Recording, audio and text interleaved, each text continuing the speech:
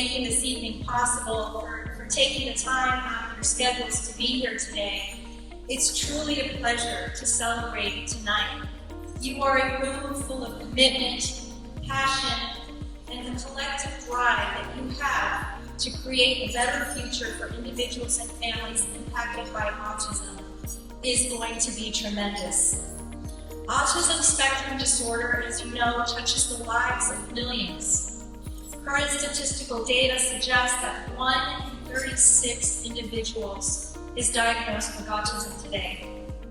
It affects how people communicate, how they interact, how they learn, and how they experience the world around them. But behind every diagnosis is a person. It's somebody who's full of potential, who's deserving of our support, and worthy of our understanding. That's why tonight matters, because this is more than just a fundraiser. It's a call to action. It's a celebration of progress, and it's a reminder that the science and the community together can move mountains. At the Masonic Medical Research Institute, we are driven by one mission: to advance health through bold, groundbreaking research. While we are well known for our discoveries in cardiovascular and autoimmune diseases, our commitment to neurocognitive diseases is growing, including in the space of autism, and is stronger every single day with the hard work of the team that we have built. So we're basically focused on identifying novel genes that cause autism in families. We're taking a very personalized medicine approach, trying to understand disease in each family one at a time, and trying to find ways to treat them and even cure those diseases using novel technologies. Tonight we're actually celebrating our collaborative efforts with some of our colleagues with the Kelberman Center, which is in upstate New York, focusing on children, environmental, socioeconomic, and genetic anomalies. We're also working with Love Michael, which is downstate here in near New York in Southampton. They're focusing on exercise and diet and how that might help calm some of the adult autistic behaviors. And we're also here to celebrate Harry Psaros, who's going to talk a little bit about all of his amazing research and work that he's been doing with families with autistic behaviors. My first personal experience with autism was through a close family friend. A child was on the spectrum. I witnessed firsthand the strength, patience, and the unconditional love required by the parents as they supported their child every single day.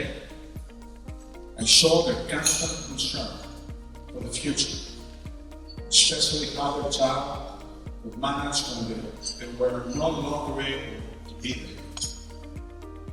That experience profoundly shaped my understanding of their urgent need to advance autism research and discover new treatments.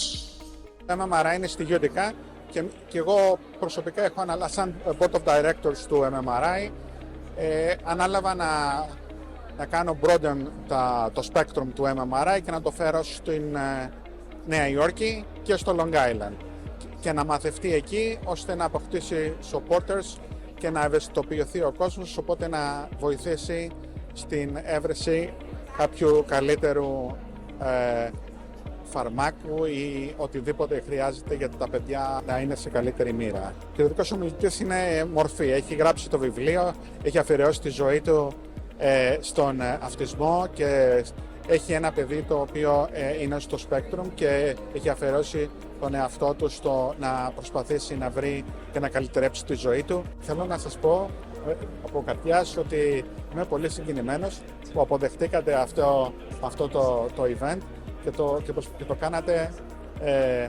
και το κάνατε promote και προσπαθήσατε να το κάνετε όσο πιο, να το αναδείξετε όσο πιο πολύ στην ομογένεια. I'm so proud of my brother, Harry Psaros. As we all know, Psaros means the bringer of joy to the people. And my brother has created this extraordinary ministry, and it is a ministry of trying to help families whose children have autism, especially the fathers of children who have autism. There are, hundreds of books written by mothers to help families, but my brother is the first father who has written a book for fathers. And the book has exploded all around the world in terms of popularity. And I'm really proud this week it was translated into Greek, Selinika, German, and Spanish. And so we're all here to hear him, to recognize him, and to honor him and his ministry, his diaconia. It has been truly a privilege to stand before you this evening in this esteemed gala. It has been very impressive to learn about the remarkable research being undertaken by MMRI, which has left me in awe. My book and my involvement in this event are integral to my mission, inspired by the Greek concept of philokimo. The roots of the word come from the Greek words philo, meaning friend, and timi, being honored.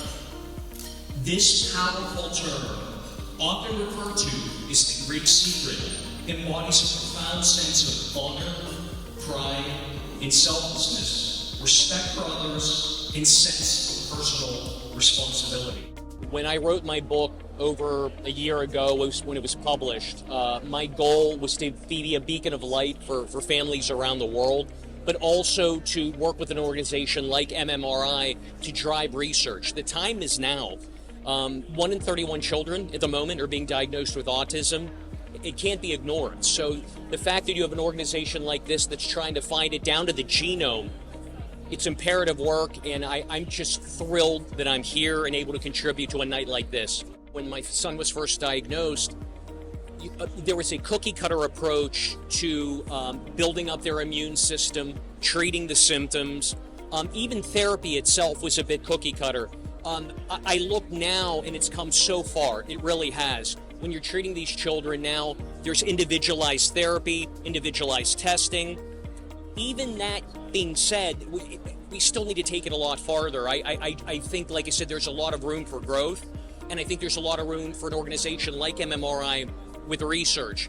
Therapy can only improve the child, but if they could find the root cause, who knows what can happen. So the day-to-day, we had through 20 years of a lot of frustration. It's a lot of therapy, a lot of office appointments to neurologists, to doctors.